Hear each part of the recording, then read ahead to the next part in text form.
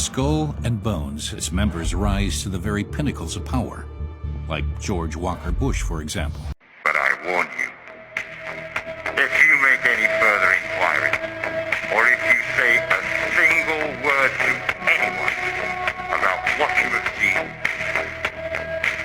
there will be the most dire consequence for you. We gotta go. Carry somebody.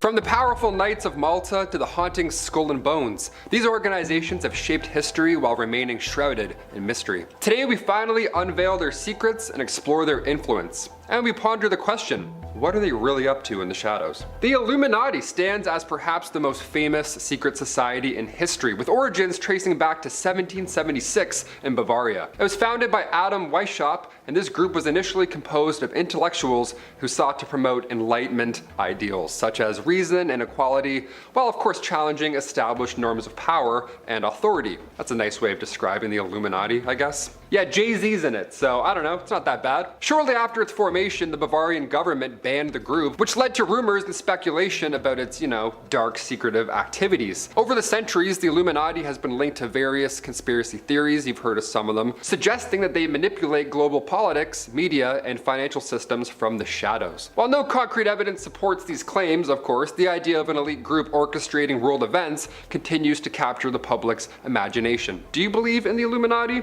Comment down below, or they'll find you. The Freemasons are one of the world's oldest and most recognized secret societies, with roots that extend back to the Middle Ages. Yeah, knights were in the Freemasons, how cool is that? Initially formed as a guild for skilled tradespeople, particularly stonemasons, the organization evolved into a global fraternity dedicated to promoting brotherhood, self-improvement, and charitable initiatives. Yeah, you lost me at brotherhood. Assassin's Creed, what is this? Although many of their rituals and symbols remain a mystery to outsiders, Freemasonry is often viewed with fascination and respect. And also, of course, a little bit of fear. Established in 1832 at Yale University, Skull and Bones is an exclusive secret society renowned for its intriguing traditions and highly selective membership. Yeah, it's like Blockbuster, you gotta have a little key card to get in there. You gotta know someone. With several US presidents, influential business leaders, and notable figures amongst its ranks, the society has generated significant curiosity regarding its potential role in shaping political and social power. What are they up to behind the shadows? What are they really doing? Members are invited to join during their junior year and participate in secretive meetings at a distinctive building known as the Tomb. Yeah, we're just gonna meet at the Tomb. Be there at 5, we're good. The Tomb? That's terrifying. Can we call it something else? Though small in size, the society's influence is believed to extend beyond campus life, often sparking questions about how its members may impact decisions in government and business. With its emphasis on secrecy and tradition, Skull and Bones remains one of the most enigmatic societies in American history. Could its rituals and discussions still play a crucial role in the corridors of power today? I vote yes.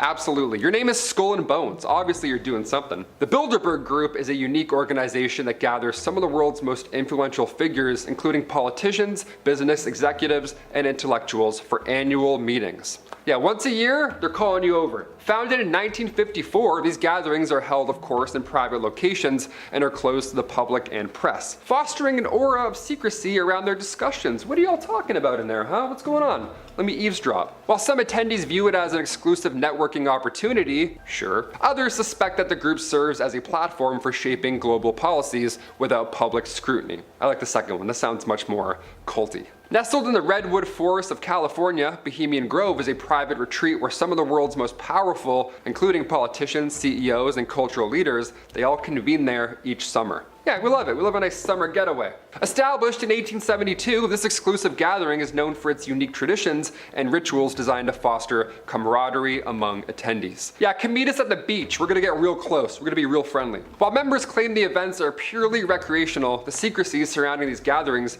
has of course led to speculation about the discussions that are occurring specifically this far away from public scrutiny. Like, we're meeting in woods? What's going on? What are we talking about? We're in the woods. Are major decisions about global policies made in this secluded setting, or is it merely a space for relaxation and networking? Yeah, it's a forest, so I'm gonna say the first one first. Number 10. Snake Cult of Glycon. Glycon was an ancient snake god who had a large and influential cult in the Roman Empire during the 2nd century. The cult is thought to have originated in Macedonia, where other snake cults, much like Glycon, had existed for centuries. Macedonians believed snakes had magical powers in infertility. Initially, the cult did not worship the spirit of the snake or an abstract idea of a godly snake. Instead, they worshipped an actual physical, tangible snake that resembled a god. The focus of worship in the cult was fertility. Barren women would bring offerings to Glycon in hope of becoming pregnant. The cult's beliefs were spreading all over lower social classes, and over time even high-class citizens and officials were die-hard believers of Glycon's healing and the prophecies Alexander had told. The support and belief of emperors, paired with the healing powers of the serpents throughout history, lured many peoples into the cult, as there are no shortage of converts and believers. Roman coins were even made in honor of Glycon, which was likely happened way after Alexander's lifetime. The Glycon cult is still referred to this day.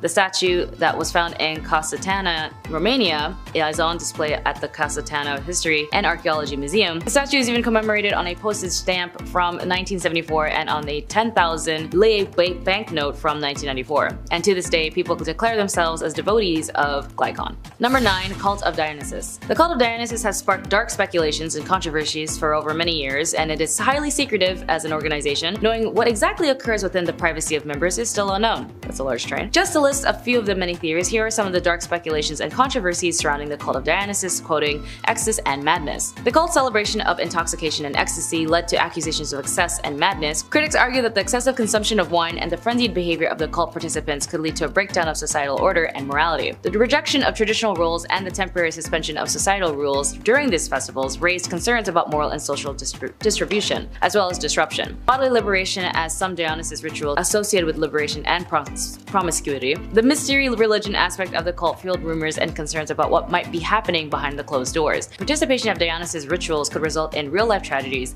and violence. Though the speculations likely do hold some truth, being able to definitely answer whether at all or any of these theories are true is pretty much impossible. Records of the cult's activity were often exaggerated through misunderstandings and misinterpretations of the cult's practices, but it is thought that many of the rituals have been spotted throughout history, hinting that the cult may not be as inactive as many people think. Number 8. The Pythagoreans. The Pythagoreanism originated in 600 BCE based on the belief and teachings that Pythagoras and his followers held. Pythagoras established the first Pythagorean community in his ancient Greek colony of Croton. The belief spread quickly throughout the land, and the death of Pythagoras created even more popularity as people created their own traditions within the belief system.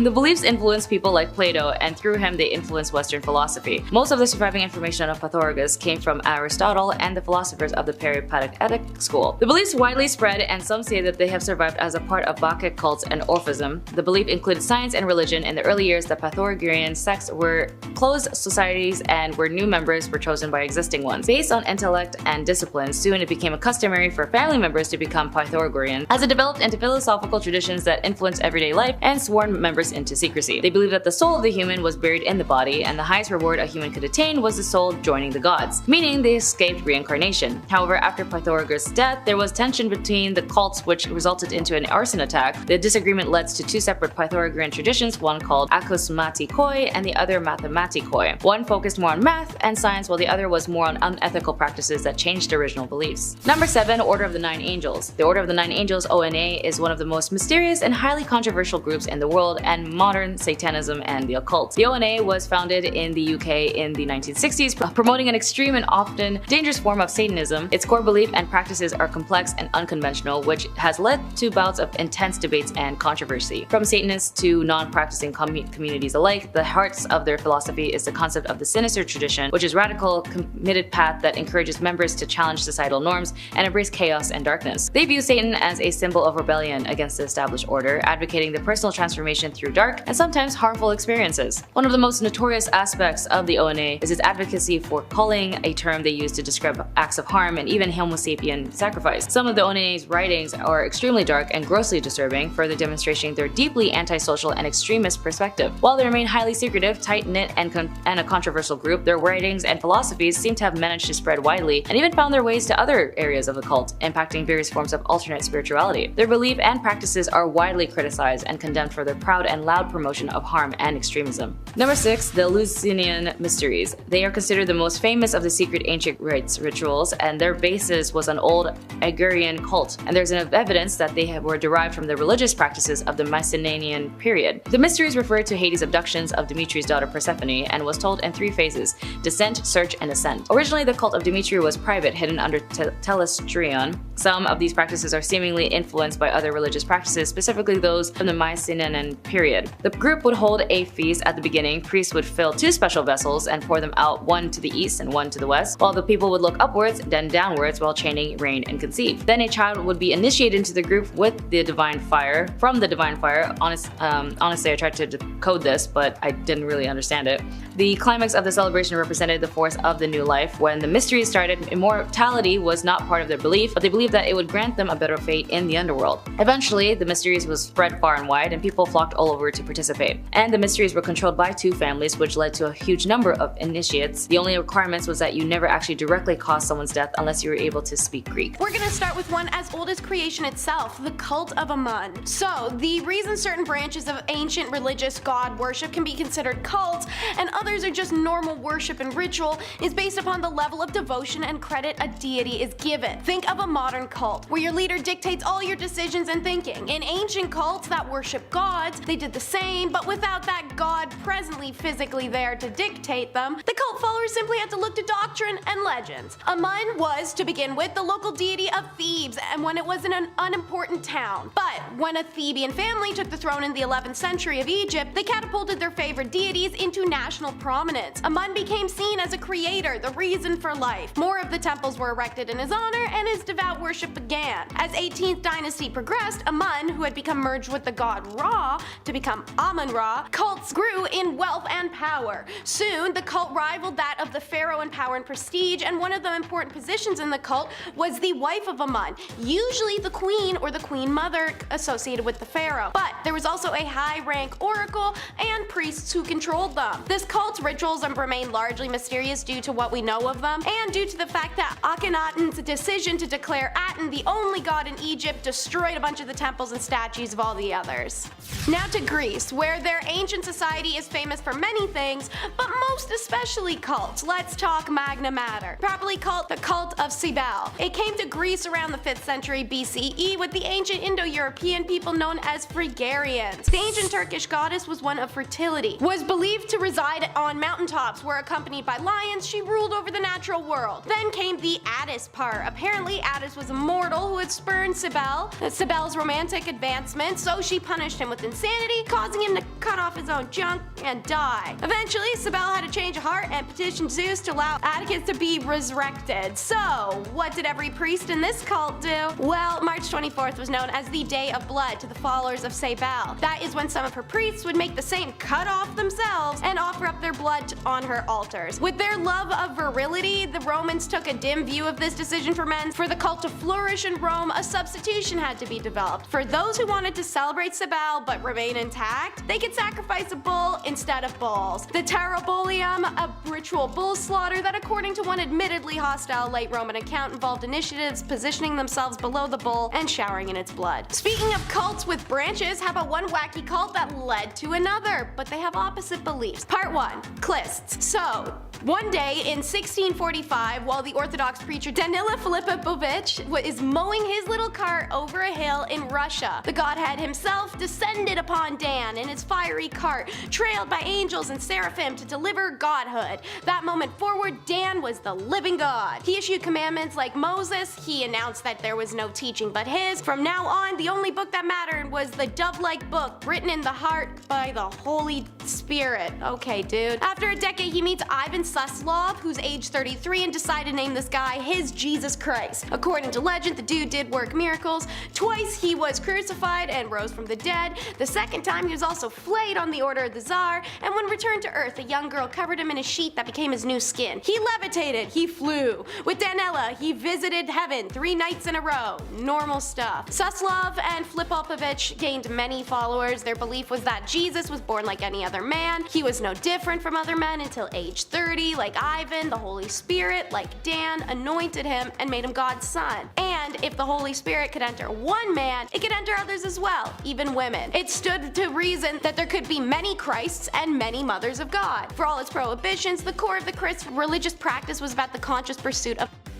their little known rituals are that of religious self-degradation and punishment, but also of chasing pleasure, even if it's in the woods with a couple dozen muddy people. Fight sin with sin was the motto. The Klists offshoot came to the exact opposite conclusion. Part 2, the Scops. They made the suppression of at the absolute center of their belief. Like the Klists, the Scops practiced their faith in secret. Their symbol was the dove, their patron was St. George, and their instrument was the knife. They called the removal of down there the mounting of the white horse, or receiving the Great Seal. And apparently there were greater and lesser seals. To have your nipples and the boys removed meant you were becoming an angel.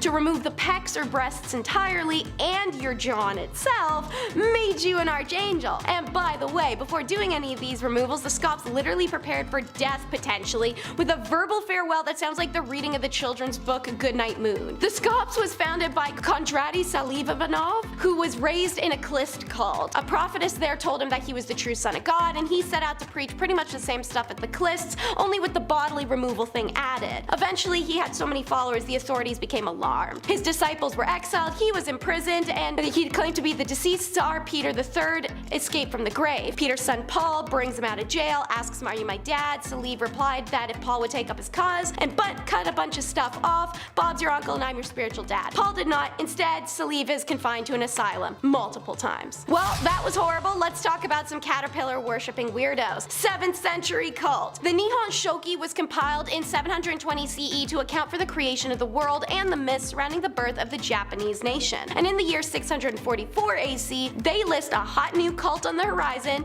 deifying an insect. A shaman named Uwaba no O disguised himself as a religious priest and went around preaching to people to abandon their belongings and submit themselves to Tokyo no Kami, who would then grant the devotees with wealth and longevity. Poor become rich, elderly become young again. Tokyo no Kami? This guy! The larvae of the Asian swallowtails. It's a big caterpillar. They apparently like Japanese citrus and pepper trees. Persuaded by oracles, witches, and wizards, and other believers he'd collected, peoples in towns and villages cast their food and belongings on the roadside and shouted, "The new riches have come." They also enshrined the insect on an altar and worshipped it with song and dance. The Nihon Shoki tells us after the followers of Tokyo no Kami cast away their possessions for no good reason, the loss and waste was extreme, and an official named Kawakatsu, the chief of the Hata clan, was so disgusted with the enormous waste and loss of rationale that he arrested and executed the cult leader.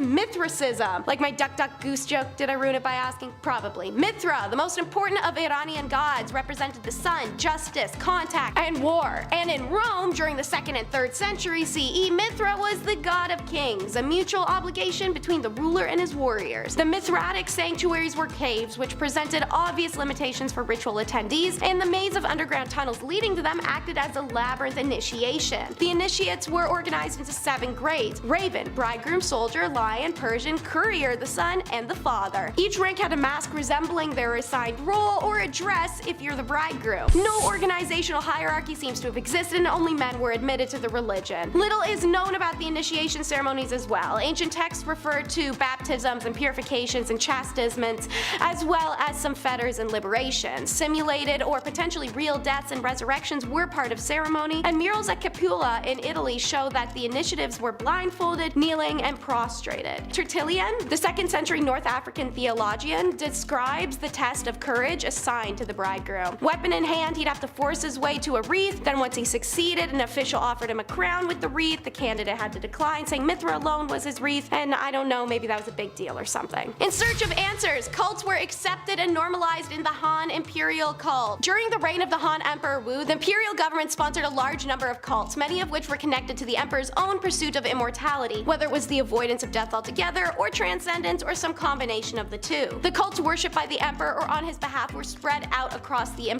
empire, and Wu frequently traveled to perform sacrifices or visit these sacred locations. The number of cults grew over the course of the Emperor Wu's reign, and there were frequent changes to sacrificial locations and sacrificial rites. The emperor believed that it was important for him to rule over a unified territory in order to perform the legendary sacrifices performed as the Yellow Theach had done before him to become immortal. As such, the emperor took over control of territory containing important cult locations and the 5 sacred peaks. The emperor also attempted to access the powers of local spirits to somehow demonstrate his authority over them and of the land of his empire. Many cults that they had established were disbanded after the emperor's death. We have no information about the practice of these cults when the emperor was not involved, however. And now for a cult that quite literally had the Book of the Dead. Archaeologists discovered a temple in 2021 when they were excavating the Saqqara, an ancient Egyptian burial site. That's right, y'all, recent discoveries. The monument was erected in Queen Neret's honor. The structure was situated next to a pyramid of her husband, Pharaoh Teti, who had ruled Egypt from approximately 223 BC to 2291 BC. Near the pyramid, a team of Egyptian archaeologists found the series of burial shafts containing the remains of people who lived during the 18th and 19th dynasties. These burials were part of Teti worshipping cults that had formed after the pharaoh's death. The cult seems to have remained active for more than a millennia, with people wanting to be buried near the pharaoh's pyramid. So far, the team has uncovered more than 50 wooden coffins, as well as offerings and bizarre cult items. One of the most fascinating objects found in the burial shafts is the 13-foot-long papyrus that contained the chapter 17 of the Book of the Dead, a manuscript from ancient Egypt used to help guide the deceased through the afterlife. Other discoveries are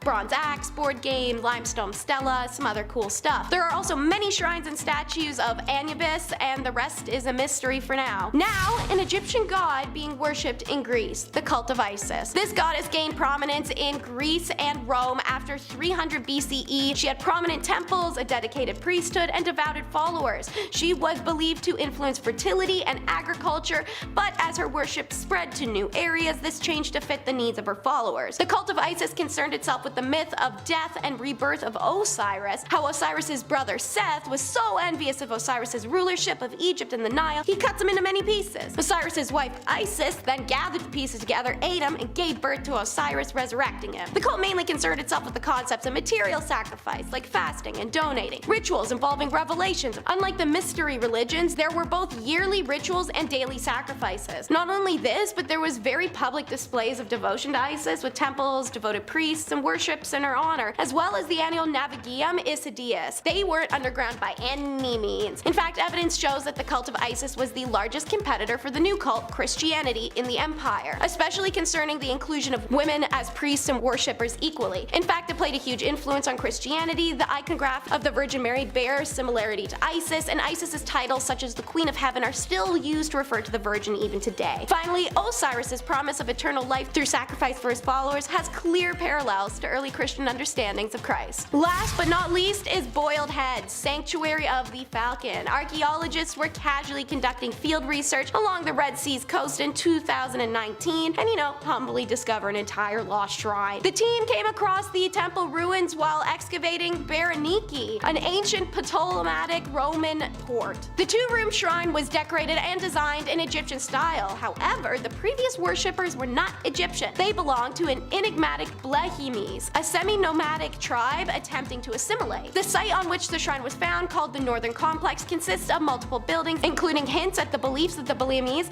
including inscriptions of their kings. In the rear room, the archaeologists identified a podium on which a statue of their god would have been placed, and a broken stand of which offerings for the god would have been placed. Perhaps the most notable, however, were the 735 animal remains, fish, bird, mammals, and eggshell fragments, all sacrificed for the Egyptian moon god Khonshu, who they began to worship. In a fascinating twist, the temple content suggests the Blehemes had embraced Egypt's existence and their religion so well, they politely redeveloped their sacrifice practices to be more comfortable for the average Egyptian, sacrificing falcons by chopping heads off and boiling them instead of humans. However, this temple found has a strict no boil zone. See that sign? Yeah, when the inscription's translated, it says it is improper to boil a head in here. Number 5, the Temple of the Black Light. The Temple of the Black Light, which is also referred to as MLO, a group associated with the left-hand path spirituality and philosophy, was founded in Sweden in the early 1990s. The MLO has gained popularity in the cult theorists for its unique approach to Satanism and the left-hand path. The central notion of the MLO is the self-created worship that they are called chaotic Gnostic Satanism, which set them apart from many other satanic groups. MLO's beliefs are rooted in a drastic form of nihilism and a deep desire to embrace chaos, darkness, and spiritual rebellion. They believe in an intangible force called chaos, which they see as a destructive, creative, and transformative entity, has a great power and aims to oppose the order and constraints of the universe. MLO's members revered Lucifer as a symbol of enlightenment, liberation, and defiance against traditional religious and societal norms. However, their interpretation of Lucifer is much different from popular depictions of him. To them, Lucifer represents a dark and chaotic force that opposes established religion and the moral codes of society. The Temple of Black Light is considered a highly controversial group even within the broader satanic. They are considered for their extremist and nihilistic views, as their beliefs are not as an accurate representation of traditional satanic traditions and beliefs, which normally encompasses a wide spectrum of practices and beliefs. The cult is actually still active to this day, but very in small numbers. Number 4, Love Has Won. Love Has Won is a new religious movement which was led by Amy Carlson in 2006, referred to as the mother god in the group. Amy was into New Age philosophy in early 2000s, where she was constantly on forums like lightworkers.org, and all of a sudden she got into the paranormal phenomena, which then she left her third husband, her kids, and her job as a manager at McDonald's, and cut off all ties with her family. She then joined a group where they posted YouTube videos in 2009 under the name Galactic Federation of Light, which I don't know if you can still look up on YouTube today. Eventually she rebranded the group to Love Has Won, and the group has been described as a cult by ex-members and media outlets. The group is between 12 to 20 full-time members who lived with her at the time of her death. The theology of Love Has Won has been described as fluid, combining New Age spirituality, conspiracy theories, and elements from mainstream Abrahamic religions. The group has proclaimed that Amy was a divine 19 billion-year-old being who had birthed all creation. She claimed to have been reincarnated 534 times, including Jesus, Joan of Arc, Marilyn Monroe, and Cleopatra. And on April 28, 2021, the mummified corpse of Amy was discovered in her mansion in Crestone, and the state of the decaying suggests that she had been dead for several weeks. She was 45 at the time of her death, and her body was found sleeping in a bag wrapped in Christmas lights, and her face was covered in glitter, and her eyes were missing. And what the authorities stated was a makeshift shrine. 7 members of the group were charged for the abuse of the corpse, as well as due to the presence of 2 kids on the property. Number 3, Angel's Landing. The story of Daniel Perez, a cult leader who convinced parents he had to physically harm their daughters in order to stay alive, shocked the world when it surfaced in 2015. He led a commune named the Angel's Landing and lived off of life insurance money he had earned after ending the lives of one of his followers, Victoria Hughes. After his conviction, one of the victims described the ordeal that she went through of how Sear lured his victims into his obscene lifestyle. Sarah McGrath was 17 years old when her family joined the commune after Perez, whom her mother met while selling him a house, convinced them to move in. He claimed to have magical powers, including the ability to see the future, and led his followers into the 20-acre property, the Angel's Landing. Initially, the communal family was actually pretty chill, however it didn't take long for things to turn dark. Daniel always appeared to seem innocent or someone who cared too much, which is usually how cult leaders work. They seem like they care about you a lot. And her mother was actually a very thoughtful person, so she thought somehow she needed to protect Daniel. And he was very charismatic and really quite the talker. Somehow he appeared very wise, and Perez had eventually convinced his followers in the commune that he was a centuries-old angel who needed to have intimate relationships with young girls to stay alive. Investigators would learn that Hughes was actually collecting millions of dollars in life insurance payouts, and the 6 deaths that ended up resulting as accidents were connected to the cult. Perez was eventually convicted on all counts and sentenced to 2 life terms with consecutive sentences of 80 years. Number 2, Cult of Sacrifice. The Cult of Sacrifice originated thousands of years ago, but its presence was not as constant. It mainly occurred during the time of great stress, when its belief and practices would be most useful. Records of the cult are poorly recalled and only existed in written form, so the origin of the location is actually unknown, but it's speculated that it began in the eastern hemisphere of Rathnur because its most written evidence was found there. The cult was based in an idea of charity and self-sacrifice for the benefit of others, and particularly those who needed the most. The cult took these ideals to an absolute extreme, as they would starve and fast not because it was a religious practice, but because they had given all their food to other people. They were considered minimalists, not because they wanted to, but because they would give all their money and possessions away to those who were perceived to having less. Essentially, they would damage themselves to the point of illness and death into the name of the sacrifice and hoping of helping. To join the cult, the one thing necessary was the blessing of an existing cult member. However, to the extreme point of charity and the point of self-deprivation, the cult had only lasted up to 2021, as the last member had had passed away on August 8th. Considering the order had to be initiated by a previous member, this once long-lasting cult is now diminished into time. And finally, number 1, Heaven's Gate. Bonnie Nettles and Marshall Applewhite are the co-founders and co-leaders of the Heaven Gate's new religious movement. Although Bonnie Nettles was a registered nurse and was married to a businessman named Joseph Nettles, she lived a relatively normal life. It was unclear how she met Marshall, but after she met a psychic telling her she was going to meet another man, she met him and they met in the exact description of Marshall. In 1975, Applewhite and Nettles persuaded a group of 20 people from Oregon to abandon their families and possessions and move to eastern Colorado, where they promised that an extraterrestrial spacecraft would take them to a kingdom of heaven. Pretty weird, but I'm pretty sure if you're really desperate, you might actually want to go. Oh, Nettles called herself T and Applewhite took the name Doe, explained that human bodies were merely containers and they had to be abandoned in order to favor the higher existence. In late March of 1997, as Hale-Bopp reached its closest distance to Earth, Applewhite and 38 of his followers drank a lethal mixture of vodka and then laid down to die. Phenobarbital. Yep. They drank a lethal mixture of phenobarbital and vodka and then laid down to die, hoping to leave their body containers and enter this alien spacecraft and pass through Heaven's Gate into a higher existence. After an anonymous tip, police entered the mansion in the Rancho Santa Fe, an exclusive suburb of San Diego, California, to discover the 39 victims who had all taken their own life. Sure. The Order of Nine Angles, or ONA, which is what I'm going to call it from now on, is a lesser-known secret society that emerged in the United Kingdom during the 1960s. This society is recognized for its exploration of unconventional ideologies, encouraging members to challenge societal norms and expand their understanding of the world. Yeah, challenge those societal norms, guys. What's the worst that can happen? While it attracted criticism for its unique beliefs and practices, the ONA represents a fascinating aspect of secret societies, emphasizing the pursuit of knowledge and personal growth. I mean, that's how you do a brochure right there. By exploring forbidden concepts, members of the ONA seek to understand the complexities of morality and human experience. Would you go? Would you go meet us over here to check out these complexities with our human experience, or maybe stay at home and watch Netflix? You choose. Comment down below. The Hermetic Order of the Golden Dawn is not a Harry Potter movie, but instead it was founded in the late 19th century. It's a secret society steeped in mysteriousness and esoteric knowledge. No one knows what's going on in there, as for all these, but it's drawing from a rich tapestry of traditions that include ancient Egyptian and Greek influences. This is kind of cool. The order has significantly impacted modern occult practices. They were like the OG cult, right? How cool is that? Terrifying, but cool. With notable members such as Aleister Crowley, the Golden Dawn helped shape contemporary understandings of magic and spiritual exploration. Yeah, Aleister Crowley. Sorry, who's in this meeting? Cool, I'm gonna head out. The Priory of Sion is often surrounded by captivating legends, particularly its alleged connections to the Holy Grail, you heard me, and sacred knowledge. The Holy Grail is real? Oh my gosh, I never knew. Founded in France in 1956, the group claims roots that link back to the Knights Templar, suggesting that they safeguard secrets of this immense historical time and of course spiritual significance of that time as well. While some historians have debunked these claims that go back to medieval times, the allure of hidden truths continues to captivate those intrigued by the mystery of history, which is hopefully why you're here. Enthusiasts believe that the Priory may still guard essential revelations about spirituality and religion that could change our understanding of the past.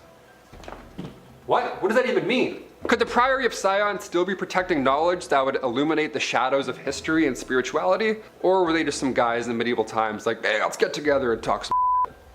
Maybe both. The Knights of Malta, officially known as the Sovereign Military Order of Malta, is a historic Catholic organization dating back to the 11th century. This one's old. Initially established to assist travelers in the Holy Land, the Knights have evolved into a humanitarian organization focused on providing aid and healthcare across the globe. Sounds nice, but you're like, okay, you're a shady knight cult. I don't believe you. Despite their commendable mission, their long history and unique status as a sovereign entity often led to speculation about their influence on contemporary politics, especially in Europe. Their diplomatic relations with many nations raise questions about their potential role in international affairs as well. So they're everywhere, but nowhere.